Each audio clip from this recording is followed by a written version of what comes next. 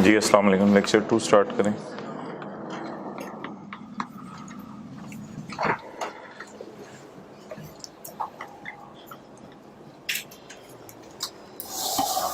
ये white board पे आपके सामने कल बनाई थी डायग्राम, इसको ज़रा देख लें एक दफ़ा, मैच कर लें। वही वाली है जो वाइट बोर्ड पे बनाई थी। मैच जहाँ पे नोट की होगी वहाँ से करेंगे, पता नहीं क्या करें आप लोग।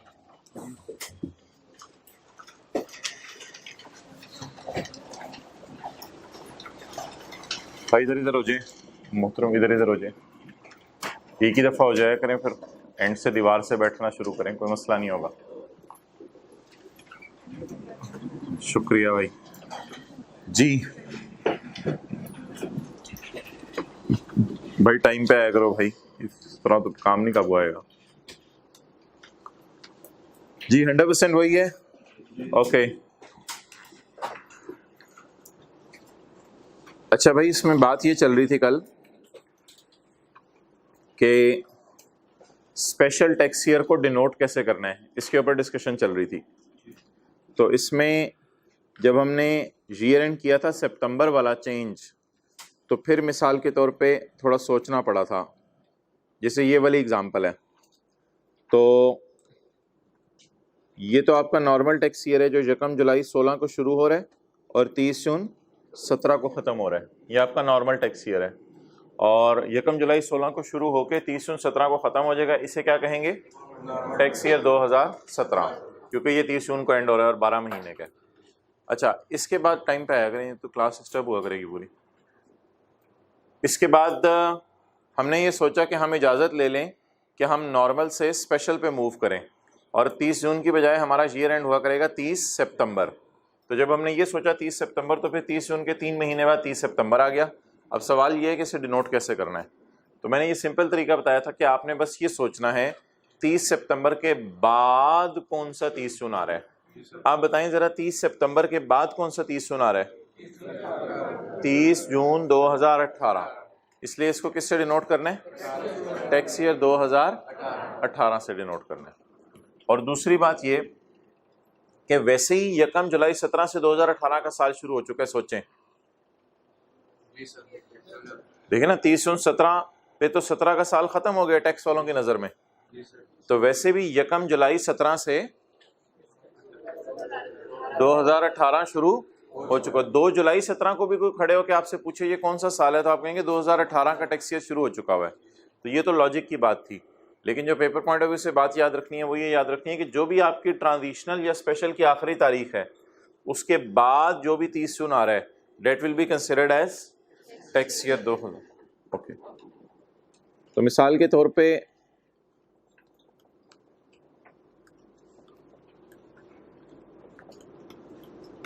ये 1 जुलाई 2008 है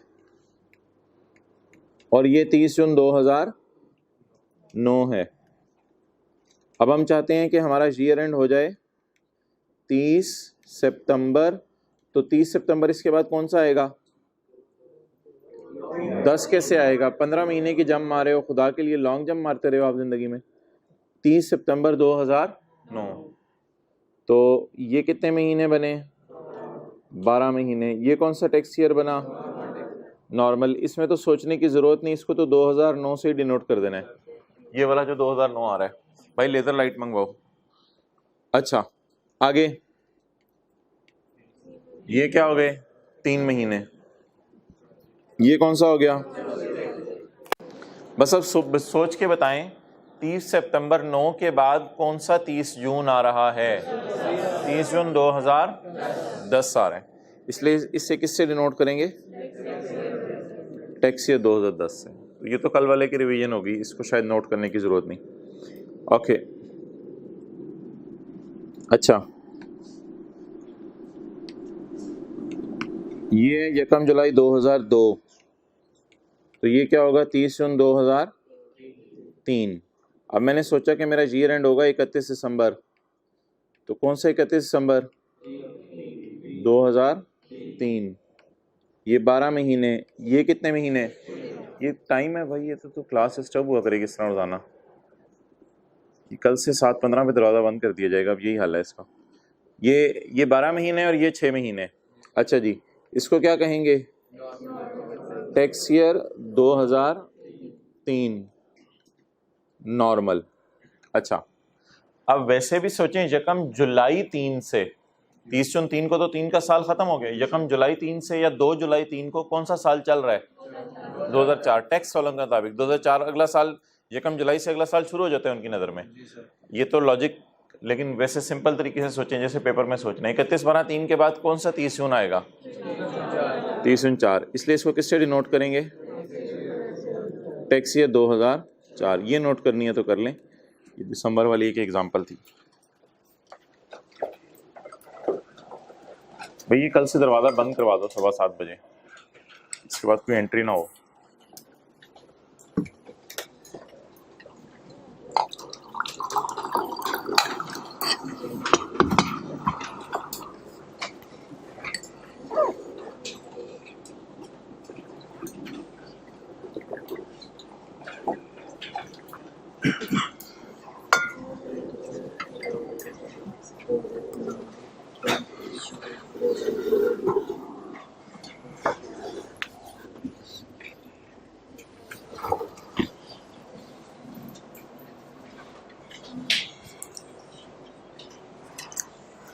इसको डायरेक्ट लगाओ,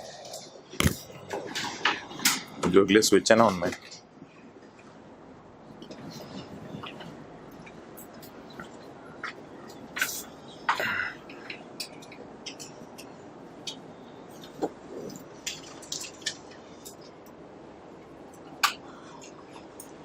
ठीक है, गुड, जज़ाकल्लाह।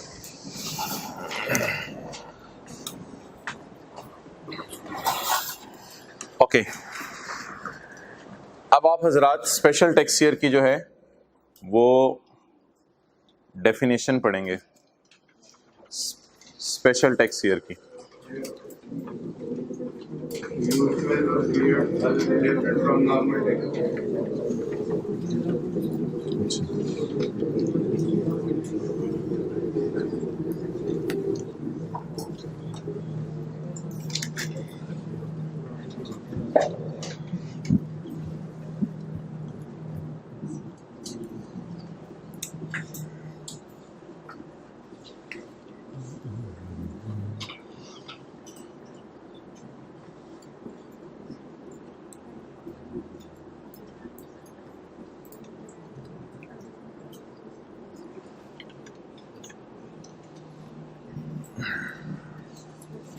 जी, अभी जो हमने एग्जांपल नोट की है वो कौन सी नोट की है?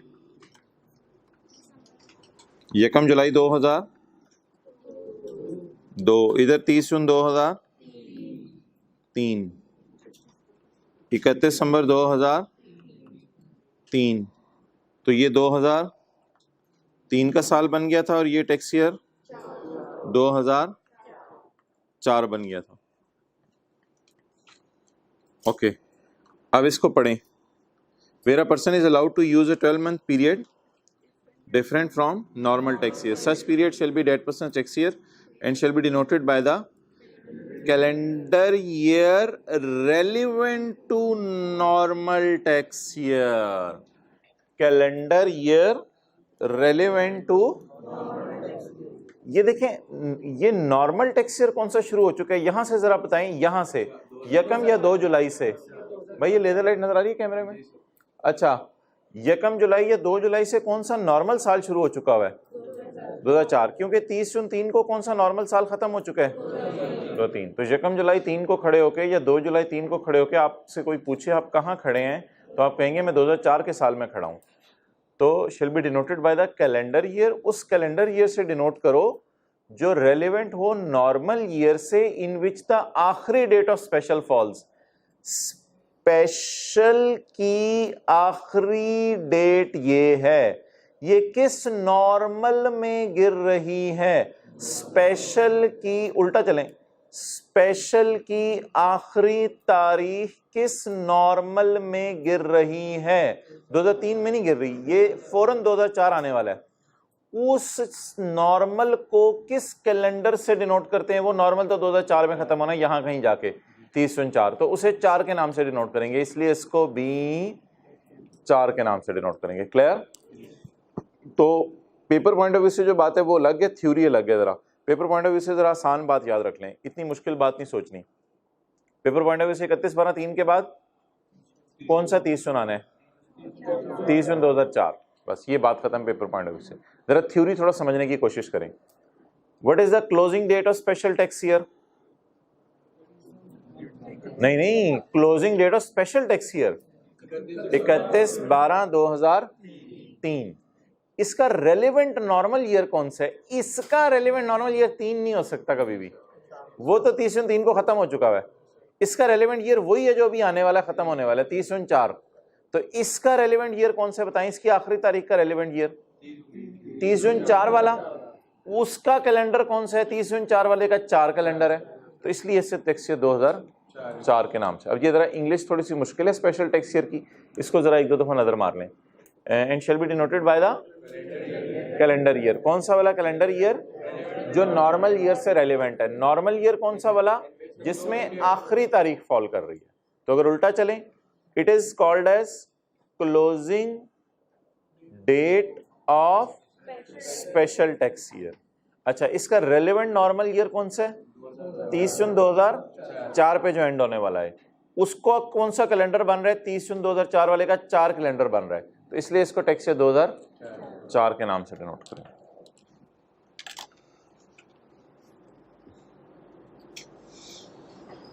Okay, it's over. Tax year के एतबार से पास्ट पेपर्स पे आ जाएं।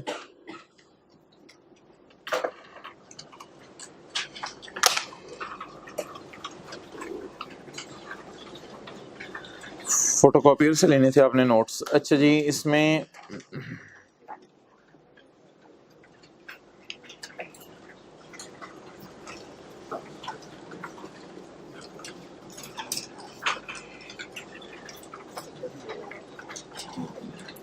क्वेश्चन 16, इंस्पायर्ड पाकिस्तान लिमिटेड, ये पेज 17, जिनके पास बुक आ गई हुई है ऑनलाइन, जिन्होंने लेट ज्वाइन किया है वो तो बुक में ये सवाल ढूंढें। वैसे इस चैप्टर में जो नोट्स अपलोड हुए हैं पोर्टल पे, उसमें पेज 17 बन रहा है इसका। Inspired Pakistan limited wants to change its accounting year from 30 June to 31 December. Inspired Pakistan limited a person है या क्लास ऑफ पर्संस है? ये तो एक कंपनी है, एक से ज़्यादा कंपनीज नहीं है, तो नोट्स अपने अपने होने चाहिए। Wants to change its accounting year from 30 June to 31 December. Normal से किसकी तरफ जाना चाह रहे हैं? स्पेशल की तरफ। ये जो साथ वाले को आप दिखा रहे हैं ना नोट्स, उस पर जुल्म कर रहे हैं, वो कल भी नहीं लेके आएगा, उसको आदत पड़ जानी है। From 30 June to 31 December as a income year of its sub company in USA ends on 31 December, इसलिए कि इसके जो पेरेंट कंपनी बाहर के मुल्क में है उसका ईयर एंड भी 31 दिसंबर है। तो ये इसने कंपेलिंग नीड बताई है कि इससे कंपेलिंग नीड है, इसे भी ज़रूरत है कि ये अपना अकाउंटिंग ईयर एंड उसी के मुताबिक ले आए। तो advise IPL about the requirements regarding the change of tax year from normal to special. कहते हैं नॉर्मल से स्पेशल पे जाने के लिए जो रिक्वायरमेंट्स हैं वो बता दें। सिर्फ 3 मार्क्स हैं, नॉर्मल पे स्पेशल पे जाने के लिए रिक्वायरमेंट्स बतानी है। आएँ जी, पढ़ें। कौन कौन सा पॉइंट लिख के आएंगे?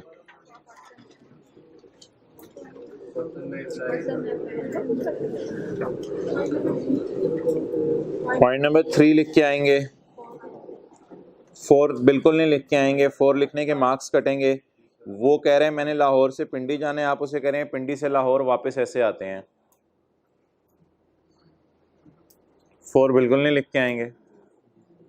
वो सिर्फ क्या कह रहे हैं मैंने कहाँ से कहाँ जाना है, लेकिन 3 में एक बात लिखी हुई है कि एक शर्त पूरी करनी है। वो शर्त क्या है कि कंपेलिंग, तो 3 और 5 लिख के आएंगे, सिर्फ 3 और 5। और इसमें रिक्वायरमेंट्स सवाल में ज़रा सवाल में सवाल ढूंढें। ज़िंदगी के किसी मोड़ पे आपको सवाल आ जाए तो उसमें सवाल ढूंढा करें। सवाल में सवाल है ये, रिक्वायरमेंट्स बतानी है चेंज इन टैक्स ईयर पे। तो 2 रिक्वायरमेंट्स हैं, रिक्वायरमेंट्स ढूंढें ज़रा। रिक्वायरमेंट पहली है मे अप्लाई इन राइटिंग, और दूसरी रिक्वायरमेंट है मस्ट शो अ कंपेलिंग नीड। लेकिन जाहिर बात है 3 और 5 हम पूरा लिख के आएंगे। ये 2 शराइत पूरी करनी जरूरी है, फिर आपको नॉर्मल से स्पेशल पे जाने की इजाजत है।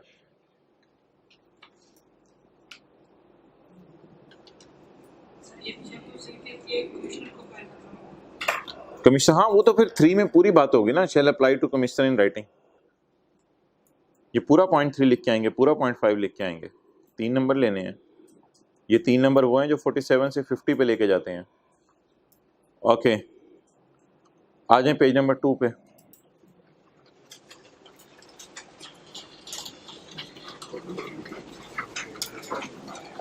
इधर उधर की बात हो, जिस बंदे की प्रोसेसिंग स्लो हो उसे समझा लेना बैठ जाया करें, आप बस रेंटे भरा करें। ये इधर उधर की बात थी। अच्छा जी, सेक्शन 81, इससे पहले सेक्शन 82 कर लेते हैं।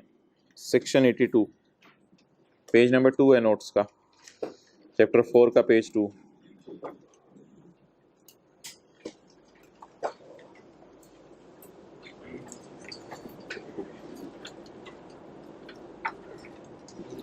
जी मोहतरम, टैक्स ईयर 2008 कब से लेके कब तक बनता है?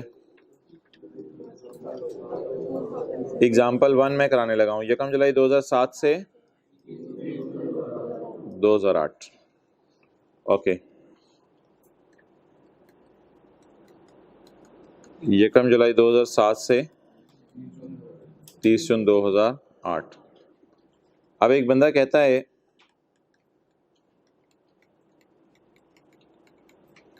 कि मेरा पाकिस्तान में स्टे रहा है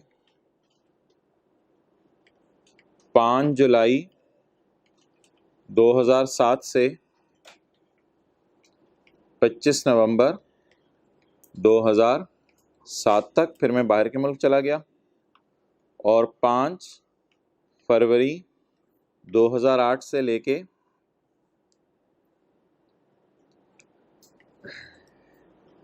5 मार्च 2008 से लेके 15 अप्रैल 2008 तक। अच्छा, अब सवाल ये है, क्या ये बंदा रेजिडेंट है या नॉन रेजिडेंट? ये हमारा सवाल है। An individual shall be a resident individual for a tax year if the individual is present in Pakistan for a period or period amounting in aggregate to 183 days or more in a tax year. जो बंदा tax year में 183 days या उससे ज़्यादा रह ले, उस बंदे को क्या समझा जाएगा? रेजिडेंट समझा जाएगा।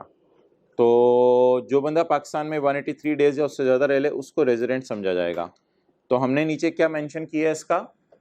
Stay in Pakistan. पाकिस्तान में ये कितना अरसा रुका, उस बुनियाद पे हम डिसाइड करेंगे ये रेजिडेंट है या नॉन रेजिडेंट है। चलें जी, सॉल्यूशन की तरफ मूव करते हैं। आंसर जी, जुलाई, अगस्त, सितंबर, अक्टूबर, नवंबर, मार्च, अप्रैल। अच्छा जी, जुलाई में कितने दिन पाकिस्तान में रहा? उंगलियों की पोरें शुरू करें, पकड़ें। 5 7 7 7 5 6 7 8 9, कोई कैलकुलेटर की जरूरत नहीं, तो इस तरह करो। 5 6 7 8 9 10 11 12 14 15 16 17 18 19 20 21 22 23 24 25 26 27 28 29 30 31। कितने हो गए? जल्दी जल्दी जल्दी, ये 30 होते हैं ना, यहाँ तक करो। तो यहाँ तक कितने हो गए? 27। तो जुलाई के दिन बताएं जी। तो ये कैलकुलेशन आपको बड़ी एग्जैक्ट करनी पड़ेगी, हल्की सी भी कैलकुलेशन में एरर आ गई मसला हो जाएगा। इसलिए अगर आप साथ नहीं मेरा सपोर्ट कर रहे तो बस अल्लाह ही आपका भला करे। अगस्त में कितने दिन होते हैं? 31 होते हैं। ये बचपन में सिखाया जाता था, वैसे ही एक तरीका बच्चों वाला आपको शायद पता होगा। जनवरी 31, फरवरी 28, मार्च 31, अप्रैल 30, फिर पहाड़ आ गया, मई 31, जून 30, जुलाई, अगस्त भी 31, सितंबर, अक्टूबर, नवंबर और दिसंबर 31। तो बहरहाल कैलेंडर देख के आप हजरात सीख लें अगर ये चीज़ें नहीं आती। सितंबर में कितने दिन पाकिस्तान में रहा? 30 दिन। अक्टूबर में 31। नवंबर में गिनने की ज़रूरत नहीं, 25 पूरे, क्योंकि इसमें उधर से नहीं चल रहे, हम सीधा चल रहे हैं। तो नवंबर में पूरे 25 दिन, इसकी टेंशन नहीं।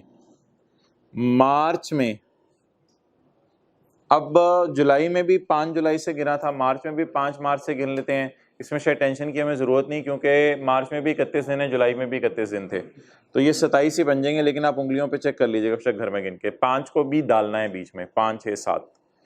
और अप्रैल में 15 दिन, क्योंकि वो तो यकम से 15 ही दिन बनेंगे। तो क्या हो गया टोटल? 186। जी भाई बता दें ये टैक्स ईयर में कितना अरसा पाकिस्तान में रहा? कंक्लूजन रेजिडेंट इंडिविजुअल है। इसका नाम भी लिख लेते हैं, मिस्टर जॉन। अब हो सकते हैं मिस्टर जॉन बाहर के मुल्क में पैदा हुआ हो सकता है इसके पास आईडी कार्ड भी बाहर के मुल्क का हो, लेकिन इतने ज्यादा दिन पाकिस्तान में रुक गया कि पाकिस्तान की हुकूमत ने मजबूरन इसे क्या कहा, तुम क्या हो।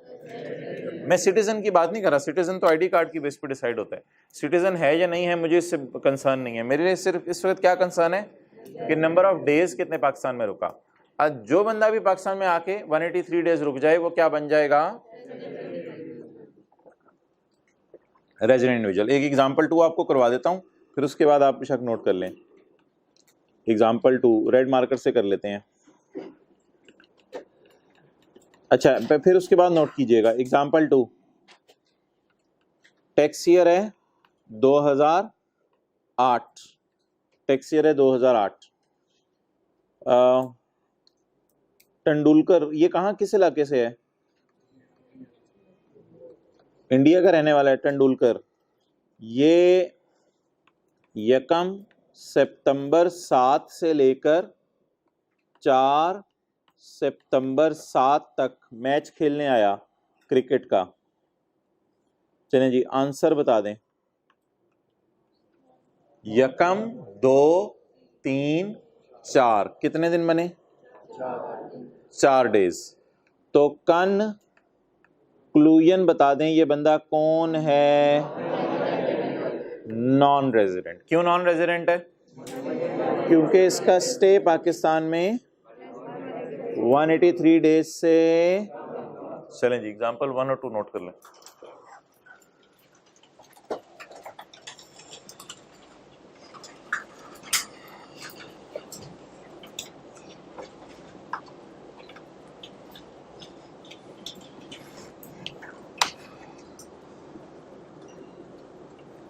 एक मिनट से ज्यादा नहीं लगाना, बस 1 मिनट बाद मैं आगे मूव करूंगा। बात समझ आ जाए तो ज़्यादा टाइम ना लगाया करें। मैं इसको थोड़ा सा भी एक्सपेंड कर देता हूँ पहले क्वेश्चन को। ये लें,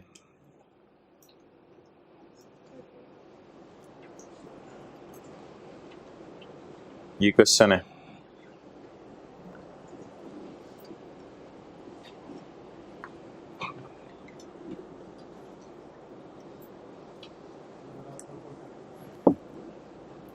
सॉल्यूशन की तरफ मैं आता हूं, अभी क्वेश्चन नोट करें सिर्फ।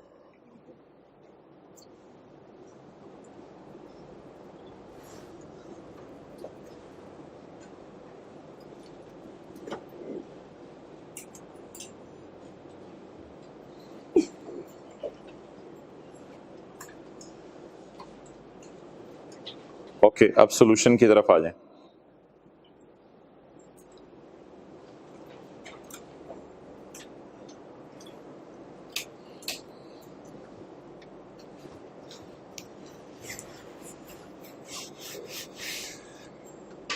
भाई इधर से जंप करके बैठ जाएगा मैं दरवाजे के साथ। रेड शर्ट, वो देखो सामने जगह, जंप करके आना पड़ेगा आपको अगली रो में, टाइम पे आएगा।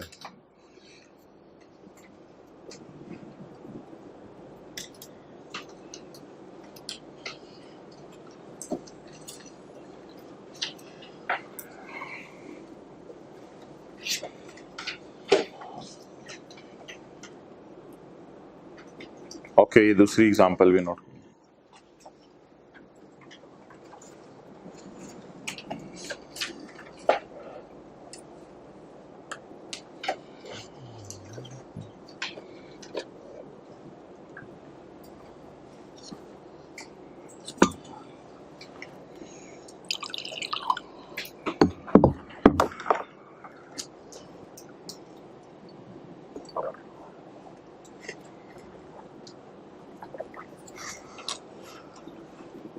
ओके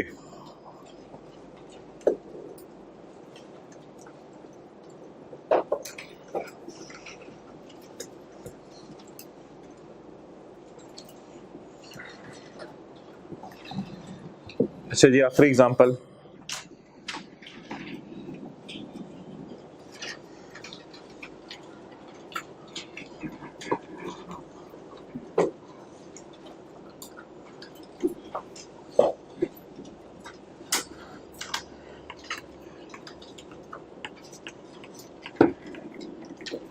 बंदा है, उसका स्टे है पाकिस्तान में, यकम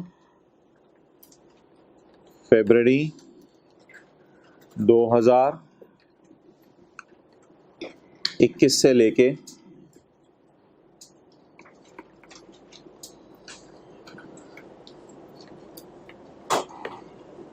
3 फरवरी 2021 से लेके 30 नवंबर 2021 तक। आपका क्वेश्चन ये है, क्वेश्चन की रिक्वायरमेंट, REQ रिक्वायरमेंट, कि इसका रेजिडेंशियल स्टेटस बताएं। वैसे आपको क्या लग रहा है, ये 183 डेज से ज़्यादा रुके?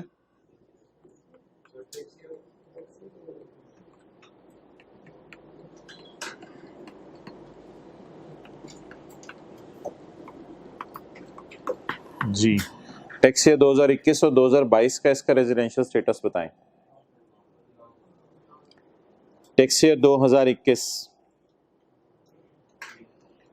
टैक्स ईयर 2021 यकम जुलाई 20 से शुरू हुआ होगा और 30 जून 21 को ख़त्म हुआ होगा। ठीक है जी। तो इसमें फरवरी, मार्च, अप्रैल, मई, जून, 3, 4, 5, 6, 7, 8, 9, 10, 11, 12, 13, 14, 15, 16, 17, 18, 19, 20, 21, 22, 23, 24, 25, 26, 27, 28। तो ये कितने दिन बन गए? बोले बोले बोले बोले 25 से 26। अब कुछ 25 कह रहे हैं, कुछ 26 कह रहे हैं, साथ साथ गिना नहीं, दोबारा गिन लें। 3, 4, 5, 6, 7, 8, 9, 10, 11, 12, 13, 14, 15, 16, 17, 18, 19, 20, 21, 22, 23, 24, 25, 26, 27, 28। अब ये 30 होते हैं, ये 27 होते हैं, 26 बनेंगे ना। तो 25 वालों को अल्लाह पूछे। 27 दिन, 31 और 26, हाँ 26 दिन, 31, 30, 31, 30। फरवरी, मार्च, अप्रैल, मई, जून। हाँ, जून में ईयर तो खत्म हो गया ना, तो अगला साल शुरू हो गया। अब रहा तो ये बंदा नवंबर तक। जी, कितने दिन बने? 148। अच्छा जी, अब आप मुझे बताएं, टैक्स ईयर 2022 ये शुरू हुआ होगा यकम जुलाई और ख़त्म कब होना है? 30 जून 22 को। इसमें हमारे साल के मुताबिक जुलाई, अगस्त, सितंबर, नवंबर, बस ये रहा। 31, 31, 30, 31, बोलें बोलें बोलें 30। जी हजरात, 153 डेज। बताएं जी, इस साल क्या है और इस साल? नोट कर लें, दोनों सालों में। भाई ये वो बकर बता दिया करो, नजर नहीं आ रहा। दोनों सालों में ये क्या है? Non resident.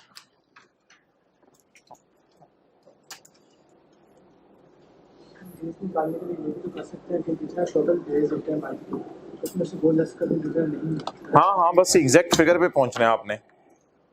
वो तरीका कुछ लोगों के लिए रिस्की, एग्जैक्ट फिगर पे पहुंचना है आपने।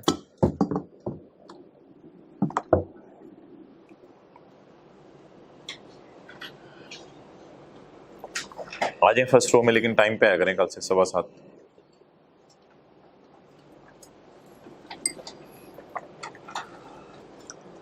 आ जाए फर्स्ट रो में। ओके, बस जल्दी करें, इसको खत्म करें।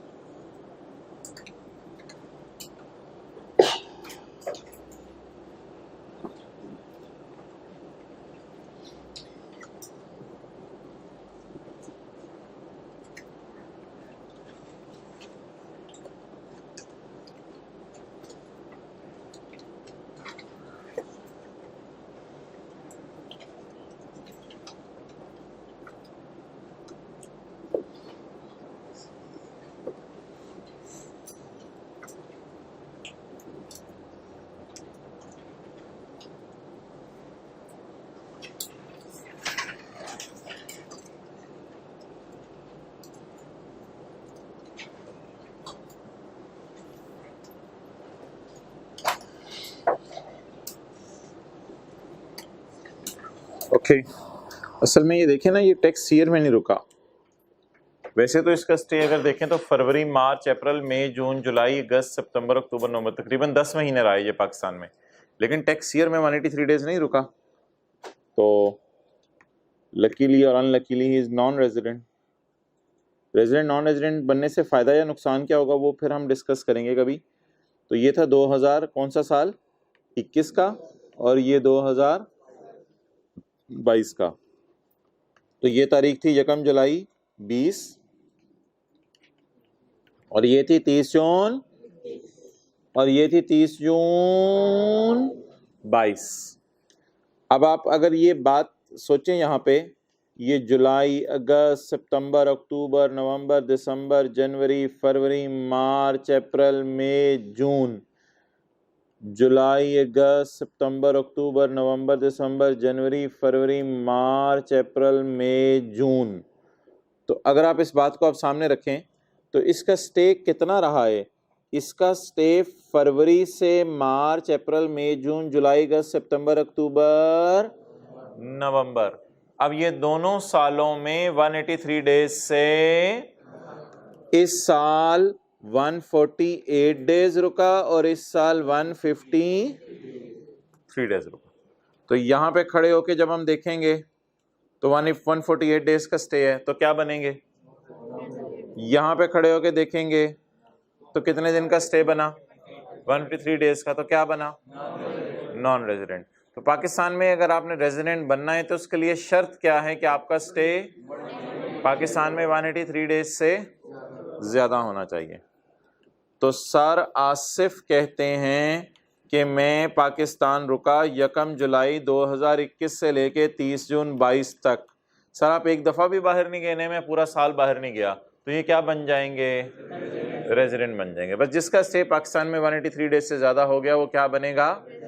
अब साथ वाले रेजिडेंट को मुस्कुरा के देखें, मुस्कुराएं मुस्कुराएं, देखें साथ वाले रेजिडेंट को, क्योंकि इसका स्टे भी पाकिस्तान में, ये यूरोप नहीं गया हुआ था पिछले महीने, उससे पिछले महीने अमेरिका गया नहीं, ये इधर ही पाकिस्तान में रहते हैं।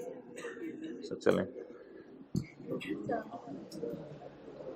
ओके चलें जी। Section 82, resident individual. An individual shall be a resident individual for a tax year if the individual is present in for period or period amounting in aggregate to। इसमें देखें ना हमने, देखें पहली मिसाल जो थी एग्जांपल 1, यानी कि कुछ अरसा रहा फिर बाहर चला गया फिर कुछ अरसा रहा, तो अमाउंटिंग इन एग्रीगेट, दोनों को एग्रीगेट करके देखना पड़ेगा। तो कुछ अरसा रहा था फिर छोड़ के चला गया था फिर कुछ अरसे बाद आ गया था। An individual shall be a resident individual for a tax year if the individual is present in Pakistan for a period of or period amounting in aggregate to 183 days और exact 183 days रुक जाए तो भी क्या बन जाएगा? उससे ज्यादा रुके फिर तो बहुत ही अच्छी बात है, फिर भी रेजिडेंट है। ओके, पॉइंट सी को जरा छोड़ें, नीचे आए। Income tax rules 2014। रूल भी लॉ को एक्सप्लेन करने के लिए होते हैं। अब सवाल यह है कि आने और जाने का दिन उसका काउंट किया जाएगा या नहीं। मिसाल के तौर पे उसने बाहर के मुल्क जाना है और उसकी सुबह 2 बजे की फ़्लाइट है, तो जिसकी सुबह 2 बजे की फ़्लाइट है तो वो कितनी देर पाकिस्तान रुकेगा उस दिन? 2 घंटे। जिसकी सुबह 2, 3, 4 बजे की फ़्लाइट है, अगर वो 4 बजे भी पाकिस्तान से फ्लाई करता है तो उस पाकिस्तान कितने घंटे रुका? 4 घंटे। लेकिन घंटों को काउंट नहीं करेंगे, बस 1 घंटा भी पाकिस्तान रुक गया तो वो रेजिडेंट है, 1 मिनट भी रुक गया तो वो दिन काउंट किया जाएगा। सॉरी, रेजिडेंट नहीं, वो दिन काउंट किया जाएगा। तो जिस दिन पाकिस्तान से गया वो दिन भी पूरा काउंट किया जाएगा, और जिस दिन पाकिस्तान वापस आया वो दिन भी पूरा काउंट किया जाएगा। ये कोई अपनी साइंस नहीं निकालनी, full year depreciation the year of purchase, no depreciation the year of sale, उधर उधर की चीजें नहीं फिट करनी। आने का दिन भी पूरा गिना जाएगा और जाने का दिन भी पूरा गिना जाएगा। ये एहतियातें बता रहे पॉइंट ए में। कोई आप जैसे लोग गए थे, उन्होंने सवाल पूछे थे इस तरह के, तो लॉ मेकर एहतियातें बता रहे।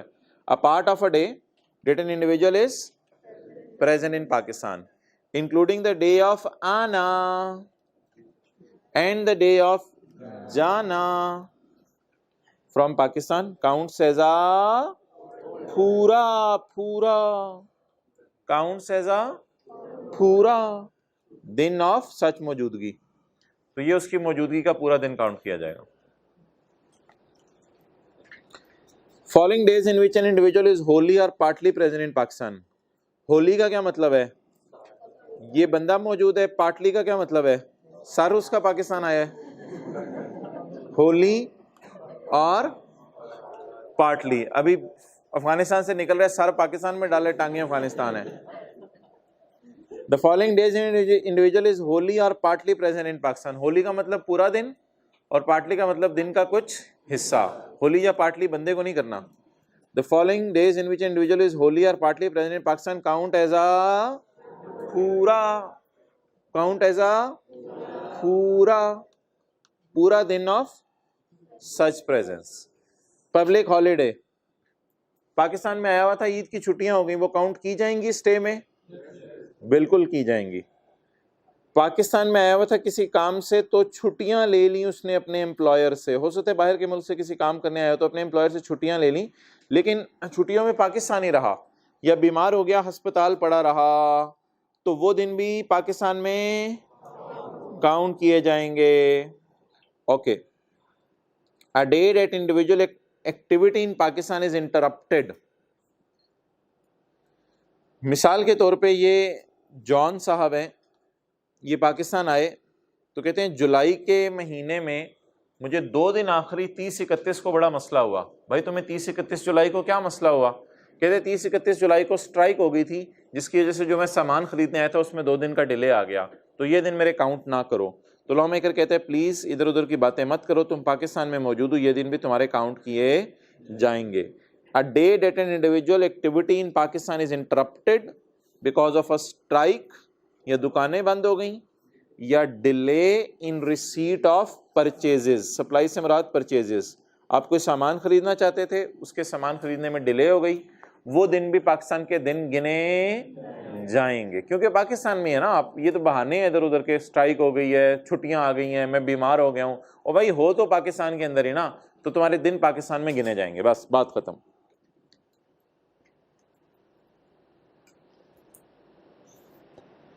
A holiday spent by individual in Pakistan before, during or after any activity in Pakistan। तो फर्ज करें ये जॉन साहब कराची में काम करने आए थे, तो जैसे ही कराची के एयरपोर्ट के ऊपर आए तो किसी ने पूछा तुमने लाहौर देखा? इसने कहा नहीं मैंने लाहौर नहीं देखा। तो कि तुम जमे ही नहीं, जाओ पहले जम के आओ। अब ये लाहौर आ गया पैदा होने के लिए। अब लाहौर जब ये आया तो ये ड्यूरिंग एक्टिविटी आया है या बिफोर एक्टिविटी आया है? ऐसा भी हो सकता था कराची में काम कर रहा हो, दरमियान में कोई इसको बंदा मिल जाए और कहे यार लाहौर गए ही नहीं, तुम पैदा ही नहीं हुए, जाओ लाहौर से होके आओ। ऐसा भी हो सकता है ये कराची में अपनी एक्टिविटी क्लोज कर ले और बाहर के मुल्क जा रहा हो, और उधर एयरपोर्ट वाले कहें भाई लाहौर हुए बगैर आपने नहीं जाना, तो इसको एक्टिविटी क्लोज करने के बाद लाहौर जाना पड़े। तो कोई भी छुट्टियां गुजारने इसने चला गया पाकिस्तान में, मीनारे पाकिस्तान देखने चला गया, हॉलीडे स्पेंट, तो वो दिन भी पाकिस्तान के काउंट किए जाएंगे। तो ये सारे लोग बहाने मारते थे कि ये वाले दिन हमने काउंट नहीं करने, तो लॉ मेकर कहते हैं ये सारे दिन आपके पाकिस्तान के स्टे के काउंट किए जाएंगे। बस एक रिलैक्सेशन है, डज नॉट काउंट, बस एक रिलैक्सेशन है, ये दिन आपका पाकिस्तान में काउंट नहीं किया जाएगा, जो सबसे आखिरी वाला मैं बताने लगा हूं।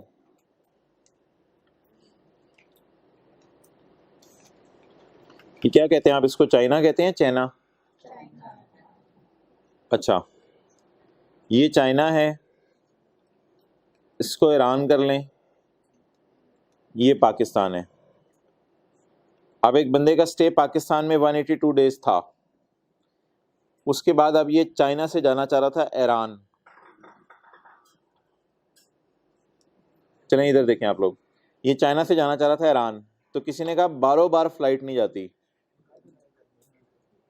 आपको आना पड़ेगा पाकिस्तान, एक दिन का स्टे आपका उधर होगा, पाकिस्तान में फ्लाइट रुकेगी, लेकिन आप एयरपोर्ट पे रहेंगे, और फिर उसके बाद आपको ईरान जाना पड़ेगा, तो ट्रांजिट की फ्लाइट है।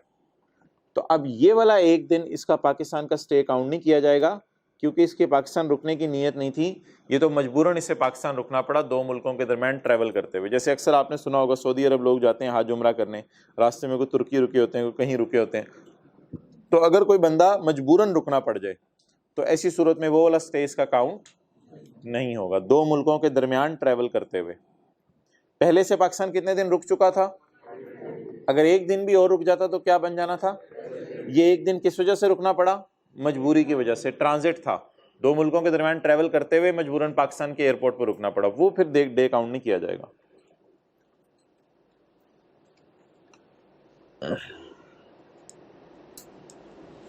अ डे और अ पार्ट ऑफ डे, पूरा दिन रुके या दिन का कुछ हिस्सा, where an individual is in, अभी तो फिर पाकिस्तान आ गया रे, तू क्यों आया, कहते सोली बाय रीजन ऑफ बीइंग मोल्लक, मैं तो मोल्लक हुआ हूं, मैं तो ट्रांजिट में हूं between two different places. Different places कौन कौन सी हैं, चाइना और आउटसाइड पाकिस्तान। आजकल चाइना ईरान दोनों पाकिस्तान से बाहर है ना, बाकी इमरान खान का प्लान नहीं मैंने आपको बताया, लेकिन फिलहाल चाइना ईरान बाहर है ना पाकिस्तान से। अच्छा, between the two different places outside Pakistan, does not count as a day present in Pakistan, ये दिन उनका पाकिस्तान में काउंट नहीं किया जाएगा।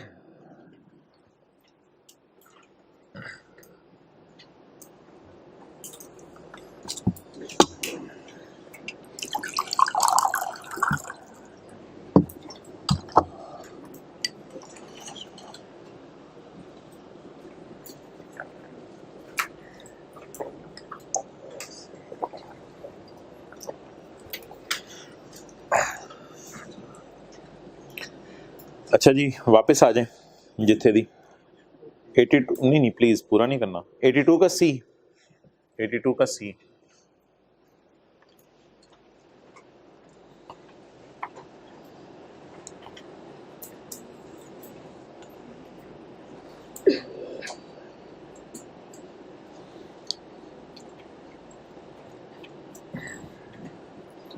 अच्छा पाकिस्तान की आबादी कितनी है आपको डाल के,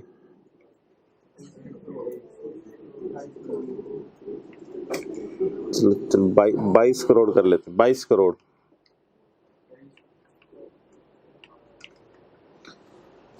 अच्छा, जो राइस के अंदर लोग काम कर रहे हैं ये हुकूमत के एम्प्लॉयज हैं, पेप्सी के अंदर जो काम कर रहे हैं हुकूमत के एम्प्लॉयज हैं, नहीं, पुलिस में काम कर रहे हैं, फौज में काम कर रहे हैं, ये हुकूमत के एम्प्लॉयज हैं, किसी प्राइवेट स्कूल में पढ़ा रहे हैं हुकूमत के एम्प्लॉयज हैं, नहीं, किसी गवर्नमेंट स्कूल में पढ़ा रहे हैं, किसी गवर्नमेंट हॉस्पिटल के अंदर नौकरी कर रहे हैं डॉक्टर। अच्छा, 22 करोड़ में से कितने हुकूमत के एम्प्लॉयज होंगे, ऐसी रफ गेस, 5 करोड़ तो बहुत ही ज्यादा हो जाएंगे, राज्य के इसने लंबी 1 करोड़ से कम ही कर लेते हैं, पता नहीं, अब चलें 1 करोड़ भी बहुत बड़ी फिगर मुझे तो लग रही है, चलें बहरहाल हो सकते हो, तो 1 करोड़ इसमें से गवर्नमेंट एम्प्लॉयज हैं। चलो अब इन गिने चुने लोगों के लिए एक रूल है, इन गिने चुने लोगों के लिए रूल है पॉइंट सी में, पॉइंट बी लॉ में होता था, डिलीट हो गया, लेकिन आपको कोई जरूरत नहीं कि ए के बाद सी याद रखें, आप पेपर में बेशक 1 2 करके लिखाइएगा, इसमें कोई मसला नहीं। अच्छा, इन गिने चुने लोगों के लिए जो गवर्नमेंट के एम्प्लॉई हैं उनके लिए एक रूल है। क्या रूल है? वो अगर बाहर के मुल्क में पोस्टिंग उनकी हो जाए, उनकी पोस्टिंग कहां हो जाए? बाहर के मुल्क में, तो चाहे वो पूरा साल बाहर के मुल्क में रहें तो भी वो रेजिडेंट होंगे। हालांकि अगर उनके पोस्टिंग बाहर के मुल्क में है तो वो तो 365 डेज बाहर हैं, तो 0 डेज पाकिस्तान है। लेकिन उनके लिए रूल ए नहीं है, उनके लिए नया रूल है, rule number C. Is an employee or official of और ये 22 करोड़ अवाम के लिए रूल नहीं है। 21 करोड़ अवाम के लिए जो रूल है वो मैंने आपको ऊपर पढ़ा दिया था। ये उन 1 करोड़ गिने चुने लोगों के लिए रूल है पाकिस्तान के अंदर जो गवर्नमेंट एम्प्लॉयज हैं। तो is an employee or official of a federal government और सूबे की government posted abroad in the, जिसकी पोस्टिंग कहां हुई है? अब्रॉड, बाहर के मुल्क में, तो उसे क्या समझा जाएगा? बोले रेजिडेंट समझा जाएगा। उसके लिए नंबर ऑफ डेज काउंट किए जाएंगे। तो लिख लें, अच्छा ये नीचे काट दें, ये बात आपको पता है काटने की। सिटीजनशिप कभी भी इंपॉर्टेंट नहीं है रेजिडेंशियल स्टेटस के लिए। सिटीजनशिप का क्या मतलब है? ID card. आईडी कार्ड कभी नहीं देखा जाता रेजिडेंट नॉन रेजिडेंट कौन है। बस गवर्नमेंट एम्प्लॉई हैं, जहां मर्जी हैं आप, हमारी नजर में क्या है? रेजिडेंट है। और अगर गवर्नमेंट एम्प्लॉई आप नहीं है तो आपका स्टे कितने दिन होना चाहिए? तो फिर भी आप क्या बन जाएंगे? रेजिडेंट बन जाएंगे। तो is an employee or official of federal government posted abroad in the tax year. तो आगे आप लिख सकते हैं, चाहे 0 डेज स्टे है पाकिस्तान में फिर भी रेजिडेंट है, चाहे 0 डेज स्टे है पाकिस्तान में फिर भी ये बंदा क्या समझा जाएगा? रेजिडेंट। नहीं, पोस्टेड अब्रॉड का मतलब है जिन दिनों में बाहर पोस्टिंग हुई हुई है, बस वो वाले दिन। Official posting.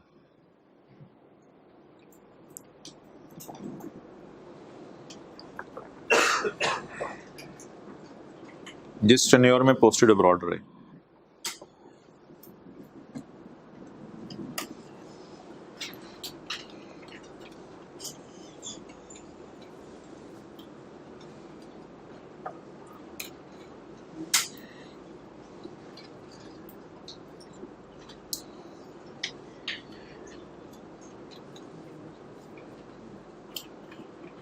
क्वेश्चन 17,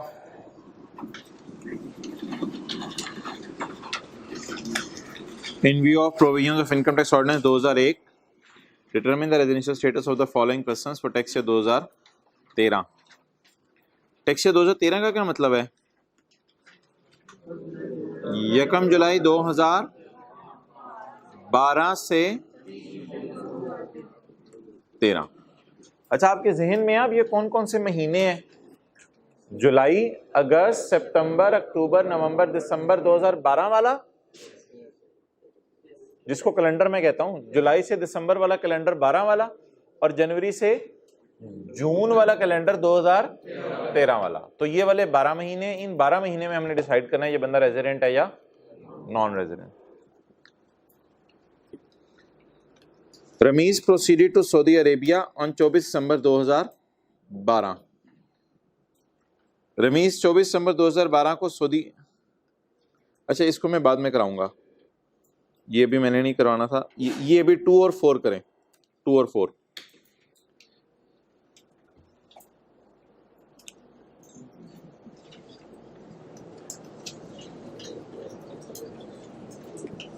जल्दी जल्दी जल्दी। Khalil an officer working at ministry of foreign affairs, ये गवर्नमेंट एम्प्लॉय है। मिनिस्ट्री ऑफ होम अफेयर्स तो नहीं लिखा हुआ, बेगम की नौकरी तो नहीं करा। Khalil an officer working at ministry of, ये तो हुकूमत की नौकरी कर रहा है। Since last 3 years was posted to Pakistan का mission in Geneva from 1 August 12 to 30 June 13। 1 July 12 नहीं, 1 अगस्त 12 टू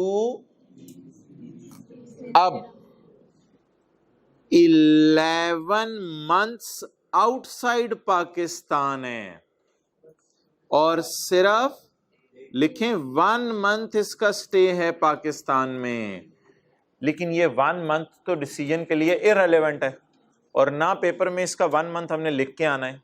हमने क्या लिख के आना है?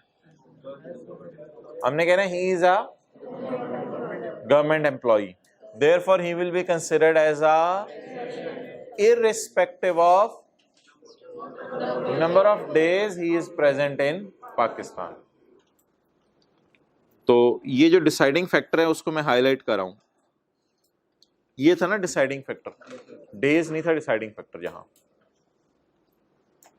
नेक्स्ट, स्मिथ आगे क्यों पढ़े हैं? नॉन रेजिडेंट ही होगा, स्मिथ नाम से ही नॉन रेजिडेंट लग रहा है। ना ना ना ना ना, उसके नंबर ऑफ डेज गिनेंगे हम बस।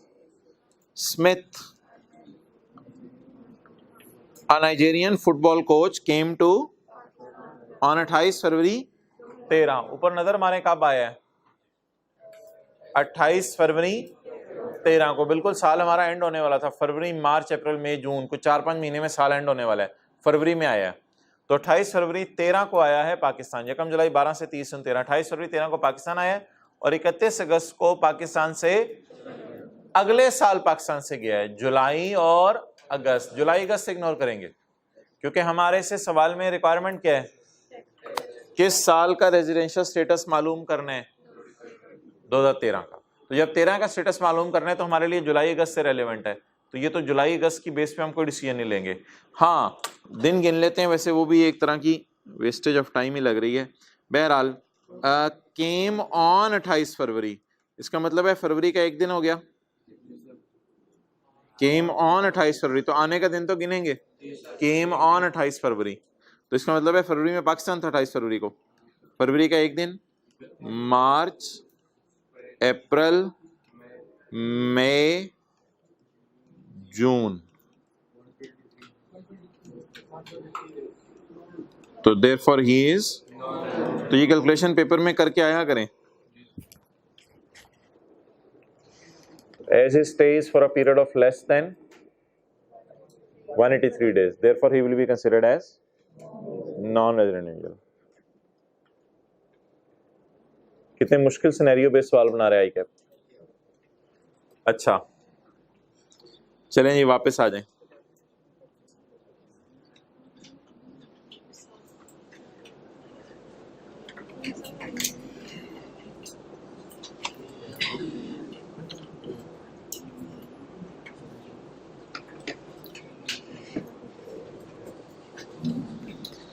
अच्छा जी, ये अपने रजिस्टर में कहीं नोट कर लें या बेशक ये इसी सफ़े पे नोट कर लें।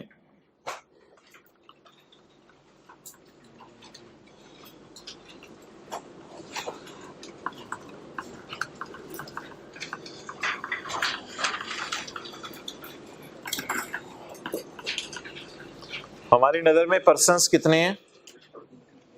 3। कौन कौन से? इंडिविजुअल, एओपी और कंपनी। एओपी से मुराद है association of persons, association of, इसको पार्टनरशिप भी कहते हैं। डॉक्टर साहब की क्लिनिक है, वो क्या होंगे? इंडिविजुअल। नेस्ले वाले कंपनी होंगे।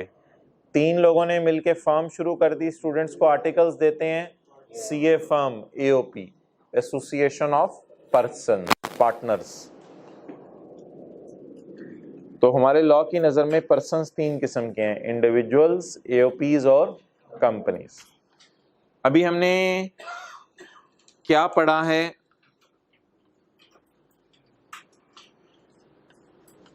समझ आ गई? इंडिविजुअल कब रेजिडेंट बनता है? जब इसका स्टे 183 डेज या उससे ज्यादा हो। और नॉन रेजिडेंट कब बनता है? जब इसका स्टे 183 डेज से कम हो।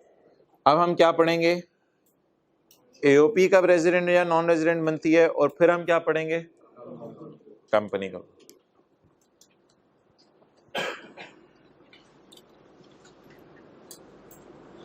पहले एओपी में आ जाए, पेज 2 पे ही हम। एओपी, एओपी में पार्टनर्स होते हैं या शेयर होल्डर्स होते हैं? पार्टनर्स। और कंपनी में शेयर होल्डर्स। अच्छा, कुछ एओपीज हैं जो पाकिस्तान की हैं, वो तो रेजिडेंट है, उनकी तो बात ही खत्म। पाकिस्तान में 2-3 लोगों ने काम शुरू किया हुआ है, वो तो रेजिडेंट ही हैं। और नहीं, उसमें 183 डेज का चक्कर ही नहीं। अच्छा, और वो मैं बताता हूँ। और जो एओपीज बाहर के मुल्क की हैं और अक्सर पाकिस्तान में आती हैं काम करने के लिए, उनके लिए क्या रूल है? उनके लिए ये रूल है कि सारे पार्टनर या सारों में से कोई एक या दो या तीन, सारे पार्टनर या सारों में से कोई एक या दो या तीन पाकिस्तान में एक लम्हे के लिए भी आ जाएं, पाकिस्तान में एक लम्हे के लिए भी आ जाएं, लेकिन आके डिसीजन लेके जाएं, कंट्रोल एंड मैनेजमेंट संभालें, तो फिर ये पार्टनरशिप फर्म क्या बन जाएगी? रेजिडेंट बन जाएगी। सारे पार्टनर्स आ जाएं तो भी बहुत अच्छी बात है। मिसाल के तौर पे बाहर के मुल्क में कोई 3 पार्टनर हैं, उन्होंने सोचा पाकिस्तान के अंदर भी ब्रांच खोल लें। अब वो अगर तो बाहर ही बैठे रहते हैं, पाकिस्तान आते ही नहीं, तो फिर तो ये नॉन रेजिडेंट है। लेकिन अगर वो कोई एक दफा भी साल में 3 पार्टनर्स में से किसी एक पार्टनर को भी, पार्टली है ना, किसी एक पार्टनर को भी उन्होंने साल में भेज दिया, या सारे इकट्ठे आ गए, कितने अरसे के लिए आए? बेशक 5 मिनट के लिए आए, 183 दिनों के लिए आना उनका जरूरी नहीं। और आके क्या संभाला? Control and management of the affairs of the association, तो वो क्या बन जाएगी? AOP shall be resident AOP. वो क्या बन जाएगी? तो an AOP shall be a for a if the control and management of the affairs of association is situated wholly or partly। Control किसके हाथ में होता है? वो एम्प्लॉइज के हाथ में नहीं होता। इफ द कंट्रोल यानी partners are present in Pakistan wholly, सारे आ जाएं या थोड़े से आ जाएं, कहाँ आए, कितने अरसे के लिए आए? At any time in the year. तो ये एओपी क्या बन जाएगी? Resident AOP.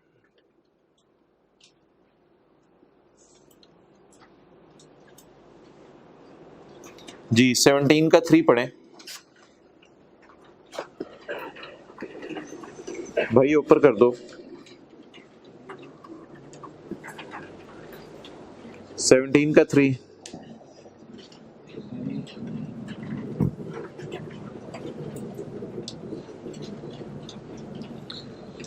Ali associates is a partnership firm. तो कौन सा सेक्शन लगेगा? सेक्शन का जरा नंबर, सेक्शन का नंबर आपने याद नहीं रखना, अपने रेफरेंस के लिए मैं बोल रहा हूँ। 84 लगेगा ना, जो अब हम पढ़ रहे हैं, क्योंकि पहले तो हमने सेक्शन 82 पढ़ा है, 82 पढ़ा है। तो ये आपने याद नहीं रखना सेक्शंस के नंबर, लेकिन अभी रेफरेंस के लिए मैं लिख रहा हूँ। सेक्शन 84 लगेगा। क्यों? क्योंकि ये क्या है? Ali associates a partnership firm and provides consultancy services in Pakistan as well as the management and controls is situated partly in UK and partly in Pakistan। तो इसका मतलब है मैनेजमेंट पाकिस्तान में पार्टली रही है, मौजूद रही है। तो क्या पार्टली रहे हैं पाकिस्तान में? किसी भी टाइम के लिए रहे हैं? यस। तो इसलिए ये एओपी क्या बन जाएगी? Resident AOP.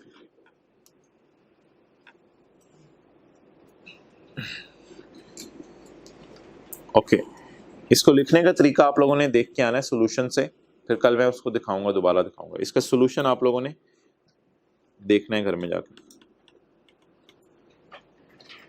ओके, अच्छा जी, कंपनी, भाई कंपनी के लिए तो सादा सा रूल है, अगर इसने पाकिस्तान के कंपनी लॉ में अपने आप को रजिस्टर करवाया हुआ है तो ये कंपनी रेजिडेंट है। पाकिस्तान का कंपनी लॉ का नाम किसी को आता हो? कंपनीज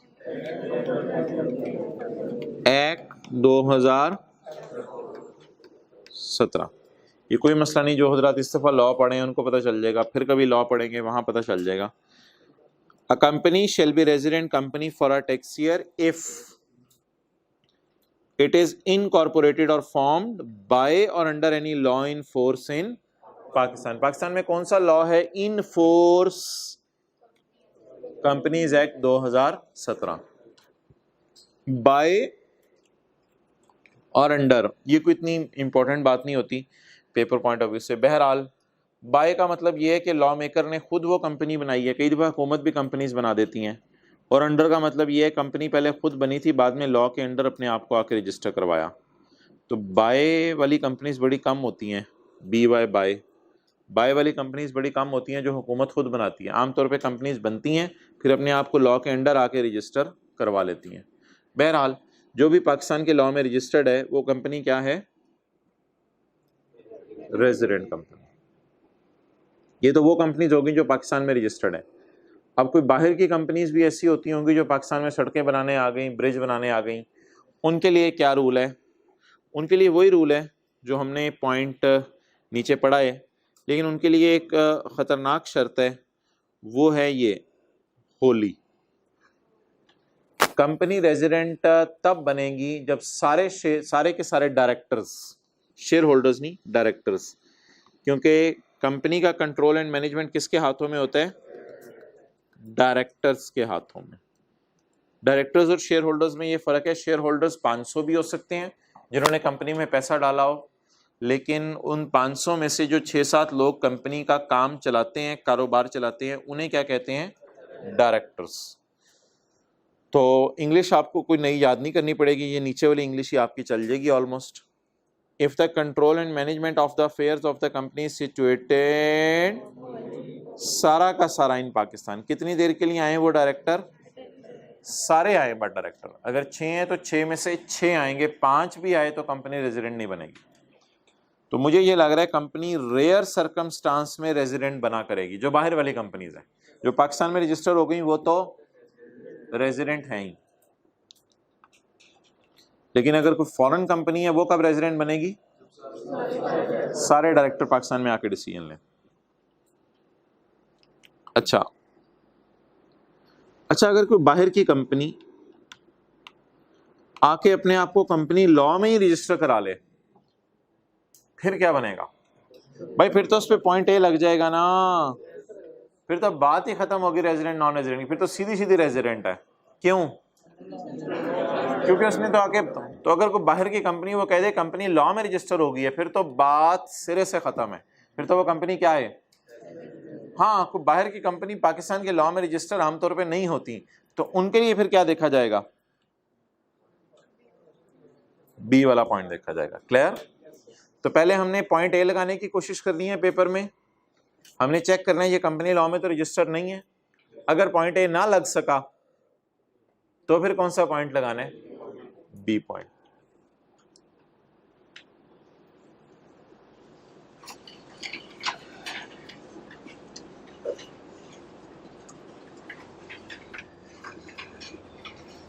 क्वेश्चन 11 का 4,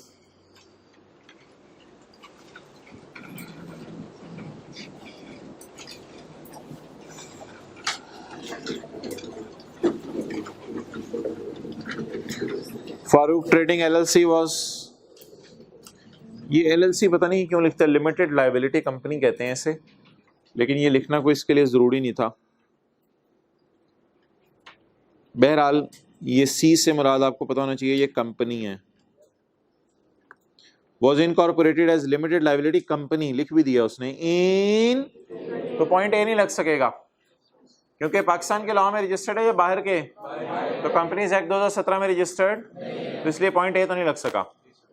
अब अगला पॉइंट लगाने की कोशिश करते हैं। The management and control of the affairs are situated, सारा का सारा इन पाकिस्तान। तो what is the deciding factor? Company wholly situate है मैनेजमेंट एंड कंट्रोल पाकिस्तान में। इस बुनियाद पर हम इसे क्या कहेंगे? हालांकि यूएई के अंदर ये रजिस्टर्ड है, लेकिन क्योंकि इसके डायरेक्टर सारे के सारे पाकिस्तान में मौजूद हैं और डिसीजन मेकिंग के लिए, इस वजह से ये कंपनी क्या बन जाएगी? रेजिडेंट कंपनी में। ओके,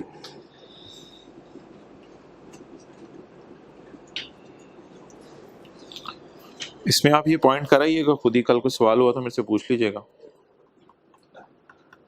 बाकी तीनों भी कराइएगा। क्वेश्चन 11 पूरा होमवर्क में कर लीजिए, लिख दें साथ वाले के, उसको याद नहीं रहेगा, उसके रजिस्टर पे लिख दें अगर उसके नोट्स नहीं है तो। क्वेश्चन 11 ओके जी हजरात।